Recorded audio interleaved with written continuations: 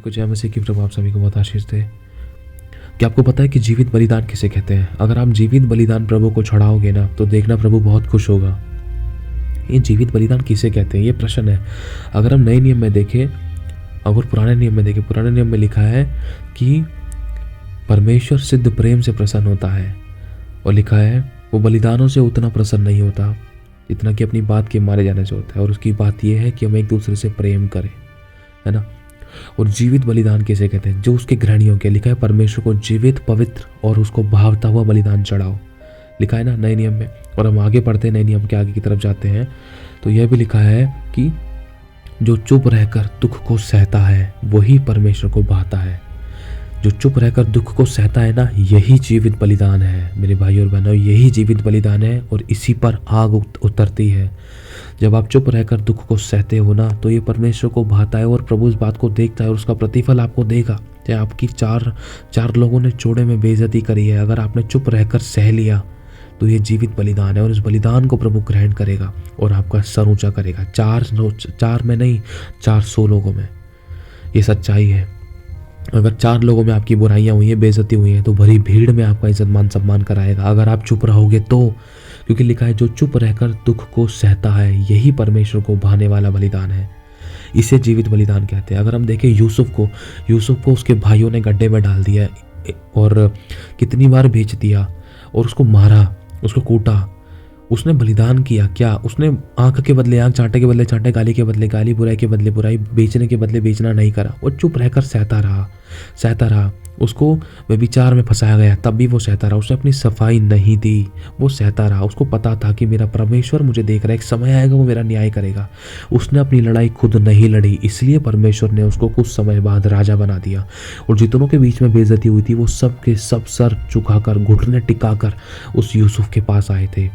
ऐसी परिस्थिति बना दी यहाँ तक कि उसके घराने के लोग, उसके सगे भाई बंधु भी और उसके राज्य के लोग भी उसके सामने दंडवत करके खड़े हुए थे कि हमारे लिए कोई योजना बना ताकि हम भूखे ना मरे, ताकि हमारे लिए कोई रास्ता मिले। अरे ये तो यूसुफ है जिसके साथ हमने बुरा बर्ताव किया, आज ये राजा बन गया और इसी राजा की आज हमें ज़रूरत पड़ रही है।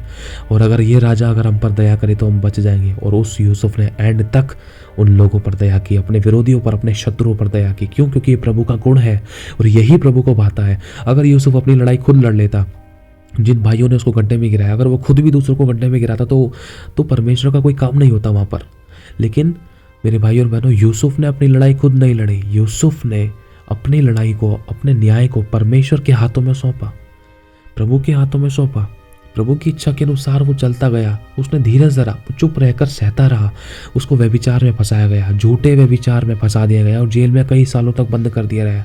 लेकिन फिर भी उसने अपने रचने वाले से लड़ाई नहीं करी, उसने अपने परमेश्वर से लड़ाई नहीं करी। उसने ये नहीं बोला कि प्रभु तू तो न्याय कर ही नहीं रहा, तू तो मेरे को देख नहीं रहा, तू तो उन विरोधियों को देख नहीं रहा, तू तो उन कड़वाहट करने वाले को देख नहीं रहा, देखो मेरे साथ कितना गलत व्यवहार कर रहे, तू तो उनको देख नहीं रहा, तू तो कैसा परमेश्वर है? तेरे पास आने के बाद भी मुझे दुख सहना पड़ रहा है, तुझे जानने के बाद भी प्रभु, तुझसे प्रार्थना करने के बाद भी मेरी जिंदगी में से समस्या नहीं जा रही है, विरोध खत्म नहीं हो रहा है, कड़वाहट खत्म नहीं हो रही है, बुराई खत्म नहीं हो रही, ये जलन खत्म नहीं हो रही, ये विरोध खत्म नहीं हो रहा, ये दूसरे लोग मेरे को सताते हैं, ये खत्म नहीं हो रही है परेशानियां। प्रभु तुझे जानने के बाद भी क्या मेरे घर में लड़ाई दंगे, परेशानियां, तकलीफ, विपत्तियां, कलेश, ये क्या बने रहेंगे? तेरे को जानने के बाद भी ये लोग मेरे विरोध में क्यों है? प्रभु तेरे को जानने के बाद भी, प्रभु मैं तुझे जानती हूँ, मैं तुझे जान चुका हूँ, फिर भी मेरी जिंदगी में इतनी सारी समस्या, कलेश या विरोध क्यों है? इतनी कड़वाहटें क्यों है लोगों की जिंदगियों में? ये मेरे इतने विरोधी क्यों खड़े हैं? क्यों कोई मुझे नहीं समझता? क्यों कोई मुझे लूटता है? क्यों कोई मुझे दूध में से मक्खी के समान निकाल कर फेंक देता है? क्यों मुझे सताते हैं? तो प्रभु कहता है कि मेरी बेटी, मैं तुझे तैयार कर रहा हूँ। जैसे यूसुफ को मैंने राजा बनाकर खड़ा किया और जिन लोगों ने यूसुफ को सताया, एंड में यूसुफ की ज़रूरत उन लोगों को खुद पड़ गई और वो घुटने टिका कर आए और यूसुफ ने उनको फिर भी गले लगाया। मैं चाहता हूँ मेरे भाई और बहनों कि हम भी उस यूसुफ के समान हर बात में धीरज धरें, आज्ञाकारी रहें, नम्र रहें, अपने परमेश्वर से उन लोगों के कारण ना लड़ें। अगर हम देखें तो परमेश्वर ने फिरौन के मन को कठोर किया था। अगर प्रभु चाहता तो इजरायलियों को एक ही बार में फिरौन की बंदिश से छुड़ा सकता था, एक ही बार में जाने दे सकता था, लेकिन बार बार फिरौन के द्वारा मना क्यों करवाया? इसीलिए करवाया कि अगर वो फिरौन अगर वो फिरौन एक ही बार में सबको जाने देता ना, तो इजरायली सोचते अरे ये तो परमेश्वर का काम थोड़ी ना है, अरे ये तो ऐसे ही हो गया, ये तो मूसा ने बोल दिया बस ऐसे ही हो गया। अगर हमारे द्वारा कोई बड़े बुजुर्ग को भेजा जाता फिरौन के पास तो ये तो वैसे भी हो जाता, वैसे भी फिरौन हमें छोड़ देता। हमने भेजा ही नहीं है, ये हमारी गलती थी। अरे परमेश्वर ने थोड़ी ना हमें छुड़ाया है। इसलिए मेरे भाई और बहनों, परमेश्वर ने इस योजना को प्रकट किया कि फिरौन का मन कठोर हो, ताकि लोग जाने कि फिरौन ने अपनी एड़ी चोटी का जोर लगाया, लेकिन फिर भी इजरायलियों को रोक नहीं सका। क्यों? क्योंकि इजरायलियों को छुड़ाने वाला परमेश्वर था और बड़े बड़े चमत्कार दिखाए। फिरौन का मन इसलिए कठोर किया कि बड़े बड़े चमत्कार लोग देख सके कि हाँ, तुम्हें छुड़ाने वाला सर्वशक्तिमान परमेश्वर है, समुद्र को दो भाग करने वाला। अगर तुम अपनी शक्ति से छूटने की कोशिश करते तो कभी नहीं छूट पाते, वरन और कई सालों तक, कई 400, 500, 800, हजारों सालों तक तुम गुलाम रहते, अपनी समझ का सहारा रहते। वो इजरायली ये समझ बैठते, अगर वो फिरौन एक बार में इनको छुड़ा लेता तो वो इजरायली ये समझ बैठते कि भाई अरे हम तो अपनी बलबुद्धि ताकत से छोड़े हैं, अपनी बलबुद्धि ताकत से छुड़ाए गए हैं, ये समझ बैठते। इसलिए परमेश्वर ने फिरौन का मन कठोर किया कि उनको उनके बीच में चमत्कारों को प्रकट करे, ताकि सब इजरायली जान ले कि उनको इस फिरौन के हाथों से छुड़ाने वाला कोई और नहीं, स्वयं परमेश्वर है। परमेश्वर ही ने हमें छुड़ाया है। हम अपने आप से नहीं छूट सकते थे, छूट सकते तो हम कब के छूट चुके होते, आज हम आज़ाद होते, लेकिन हमें परमेश्वर ने छुड़ाया है। वो इस बात को जान ले। इसलिए मेरे भाई और बहनों, आपकी ज़िंदगी में अगर कोई ऐसा व्यक्ति है जो आपके विरोध में है, आपके प्रति कड़वाहट रखता है, विरोध रखता है, बुराइयां रखता है, या चुगलियां करता है, दोष लगाता है, बुराइयां करता है, डिटाई दिखाता है, या नामाफी की बातें रखता है, तो ध्यान रखना, उसको परमेश्वर ने आपकी ज़िंदगी में इसलिए रखा है कि आपके द्वारा बड़े बड़े चमत्कार करें और उन लोगों को आपकी ज़रूरत पड़े। और बिल्कुल ऐसा ही यूसुफ के साथ हुआ था। यूसुफ के भाई लोगों को खुद ज़रूरत पड़ गई यूसुफ की। यूसुफ के भाई लोगों को भूख लगी, अकाल पड़ गया उनके देशों में, उनकी जगहों पे, उनके शहरों में, और वो खाने के लिए ढूंढते मारे मारे फिरे। और उनको पता चला कि राजाओं के पास सारा बंदोबस्त रहता है, तो मैं राजा के पास चलता हूँ। तो देखा तो यूसुफ को तो राजा बना दिया। अरे ये तो हमारा भाई, इसको हमने गड्ढे में डाला था, अरे चलो उसके पास घुटने टेक कर इसे माफ़ी मांगो। तो मेरे भाई और बहनों, यूसुफ के पास उसके भाई लोग, जिन्होंने उसको गड्ढे में डाल दिया था, जिन्होंने बेच दिया था, सोचो भाई को बेच दिया था। आज ये छोटी बात नहीं है, बहुत बड़ी बात है। अरे हमको तो, हमारे साथ तो किसी ने ऐसा व्यवहार किया भी नहीं, लेकिन फिर भी हम एक दूसरे के प्रति विरोध रखते हैं। लेकिन प्रभु चाहता है विरोध मत रख, यही जीवित बलिदान है। जब तू चुप रहकर दुख को सहता है ना, तो ये परमेश्वर को भाता है। और परमेश्वर तेरी जिंदगी में तब काम करने पाता है जब तू चुप रहता है। लेकिन अगर तू अपने गाली के बदले गाली, लड़ाई के बदले लड़ाई, चांटे के बदले चांटा, विरोध के बदले विरोध, चुगली के बदले चुगली कर लेगा, तो परमेश्वर तेरी जिंदगी में काम नहीं कर पाएगा, और तू वैसा का वैसा ही रहेगा, तू वैसी की वैसी रहेगी, तुम्हारी परिस्थितियां वैसी रहेगी। चाहे तुम कितने भी दान 10 हिस्से दे लो, कितने भी आराधना प्रार्थना कर लो, लेकिन तुम्हारे चाल चलन नहीं बदला है ना, तो कुछ नहीं बदल सकता। संसार का सदृश्य ना बनो।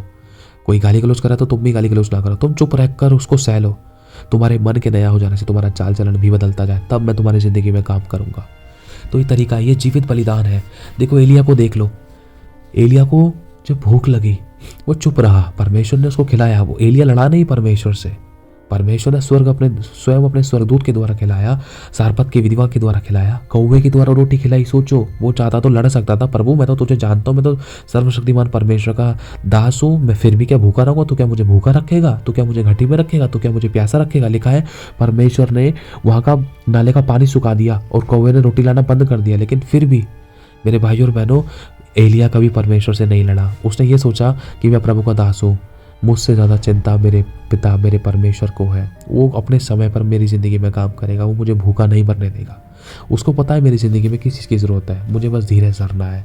क्या पता वो मुझे परख रहा हो, क्या मैं धीरज धरूंगा या नहीं धरूंगा, क्या मैं लड़क तो नहीं उठूंगा उससे, क्या मैं भड़क तो नहीं उठूंगा, कहीं मैं विरोध तो नहीं कर बैठूंगा, कहीं मैं अपने परमेश्वर से लड़ तो नहीं जाऊंगा, कहीं उसका विरोध तो नहीं कर बैठूंगा, कहीं मैं चर्च तो नहीं छोड़ दूंगा, कहीं मैं अधीनता तो नहीं छोड़ दूंगा, कहीं मैं किसी के विरोध में खड़ा तो नहीं हो जाऊंगा कि प्रभु ने मेरी एक बार के लिए प्रार्थना नहीं सुनी तो उसका मतलब ये थोड़े ना कि वो मेरा प्रभु नहीं। मेरे भाई और बहनों, एलिया भी शांत था और प्रभु ने इतने बड़े चमत्कार किए। उसके द्वारा देखो विधवा को खिला दिया, उसके द्वारा मुर्दों को जिंदा किया, उसके द्वारा इतने बड़े बड़े चमत्कार किए, आश्चर्य कर्म किए। मेरे भाइयों मेरी बहनों, बहुत बड़े काम किए।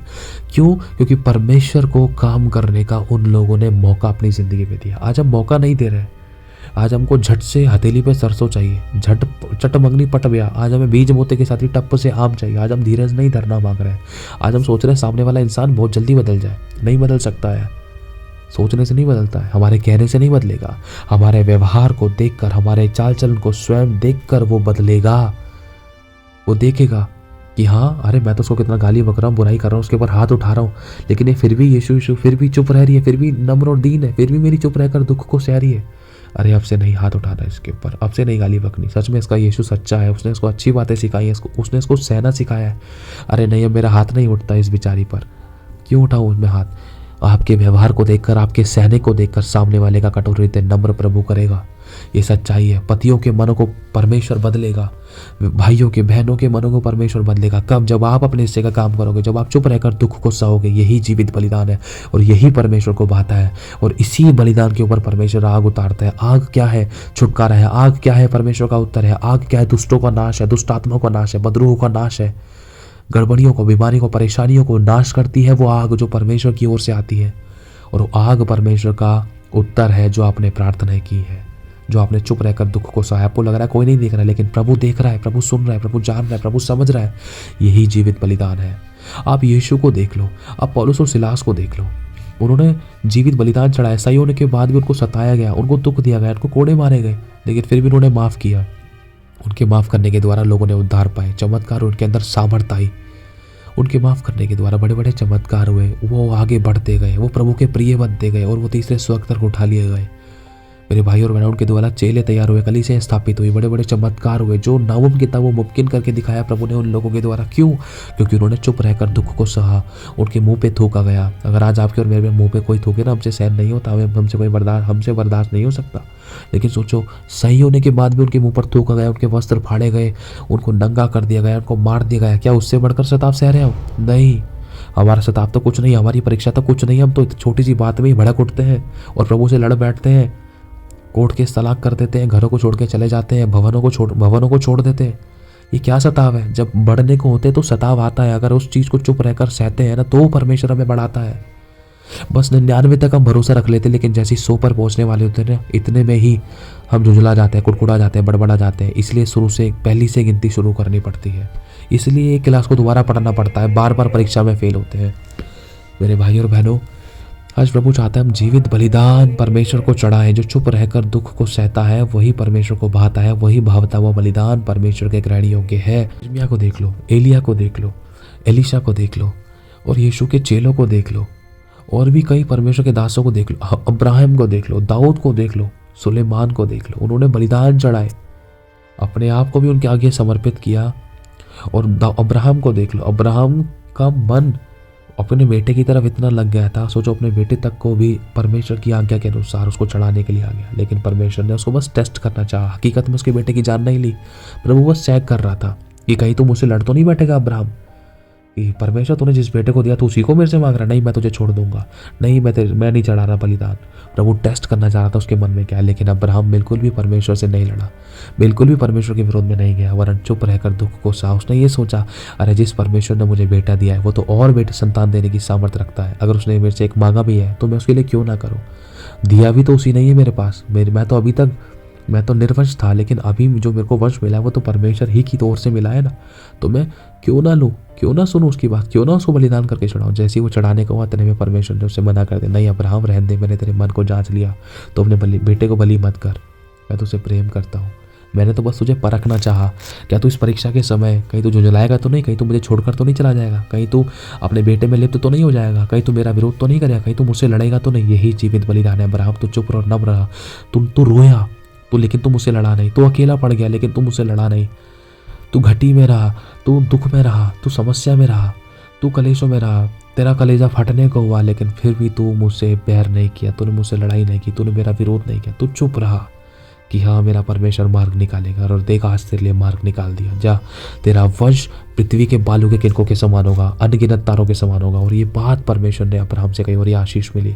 इसलिए मेरे भाई और बहनों, जब हम चुप रहकर दुख को सहते हैं तो ये परमेश्वर को भाता है। इसे जीवित बलिदान कहते हैं। अगर आपकी ज़िंदगी में कोई ऐसी परीक्षा है कि आपको दूध में से मक्खी के समान निकाल कर फेंक दिया, तो ध्यान रखना, प्रभु आपको टेस्ट कर रहा है। और यही समय है कि आप चुप रहकर उन बातों को सहो, क्योंकि एक समय आएगा कि प्रभु आपको सर ऊंचा करेगा। बस आप प्रभु को काम करने दें। और एक बात का है, प्रभु तेरे वचन के अनुसार, तेरी इच्छा के अनुसार मेरी जिंदगी में हो। जो तू मुझे सिखाना चाहता है इन बातों के द्वारा मुझे सिखा। मैं अपने आप को तेरे अधीन और तेरे आगे नम्र करता हूँ। आमीन। तब आप प्रभु की महिमा को देखोगे। आमीन।